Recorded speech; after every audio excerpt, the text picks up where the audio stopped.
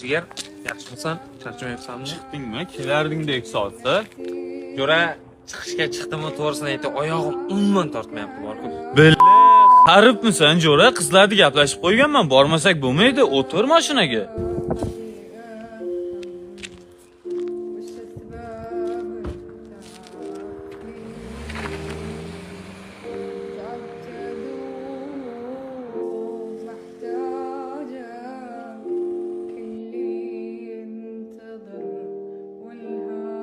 Bilol Jo'ra, to'g'risini aytib, men kirmayman, bo'ldi, ketaman.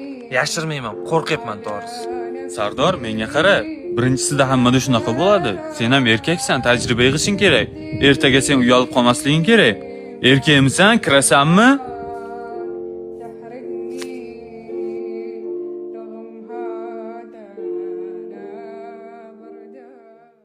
...2025-yilning 11-may kuni Sardor uylanish uchun yaxshigina tajriba bilan vatanga qaytib ketdi va zaksdan oldingi tibbiy ko'rikda unda SPID kasalligi borligi aniqlandi. Ota-ona tiriklayin yerga kirdi, o'zi esa tirik murdaga aylandi. Musofir yurtga ishlash uchun kelgan hurmatli bo'ydoq do'stlarim, bilaman, bu joylarga ota-onangizni yaxshi hayotga olib chiqish uchun va arzimagan bo'lsa ham oddiy bir mashina olish uchun kelgansiz. Unutmang, zinoga aralashsangiz, mashina tugul hatto eshak, arava ham sotib ola olmaysiz.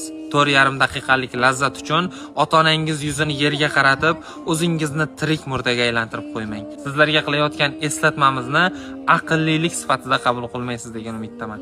Qalbingizni isloh qilsin. Salomat bo'ling.